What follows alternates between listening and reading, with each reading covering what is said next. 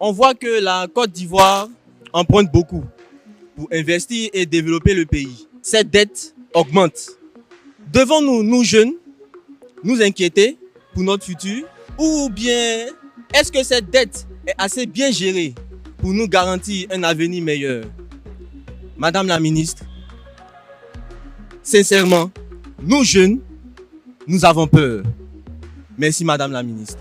Ben, écoute, je voudrais te rassurer, te dire que c'est vrai, aujourd'hui, nous avons un niveau d'endettement que nous entendons un peu décrier. À fin 2024, le taux d'endettement était de 59,5% du produit intérieur brut. Vous comprenez? C'est-à-dire que quand on prend la dette et qu'on la rapporte au produit intérieur brut, on était à un niveau de 59,5% et on le compare souvent à un seuil sous-régional qui est de 70%. Donc nous sommes largement en dessous. Mais la dette doit être regardée à plusieurs égards. Il faut dire que cette dette, aujourd'hui, on peut la qualifier de dette vertueuse. Parce que l'État a emprunté justement pour faire en sorte que l'économie génère ce qu'il faut pour rembourser la dette. Tout à l'heure, on a parlé de croissance et à cette occasion, j'ai parlé d'investissement.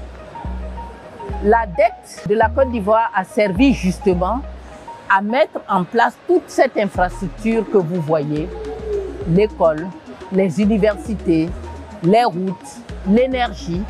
On dit que la Côte d'Ivoire est un hub sous-régional. Nous produisons de l'énergie pour nos entreprises, mais également pour les entreprises de la sous-région. Imaginez un pays qui veut se développer et il n'y a pas d'énergie. Comment les usines vont fonctionner? Si elles vont fonctionner au fioul, c'est très cher, elles ne peuvent pas être compétitives. Donc il y a un préalable à l'investissement que l'État, qui est venu en 2012, qui en 2011, on va dire, a trouvé un niveau infrastructurel très bas, a dû mettre tout à niveau pour faire en sorte que l'initiative privée puisse s'exercer dans de bonnes conditions. Donc, la dette est derrière les routes que vous voyez, derrière les écoles, les centres de santé, le port, les aéroports que vous voyez. Mais c'est tout ça qui fait aujourd'hui que nous sommes la première économie de l'Afrique de l'Ouest.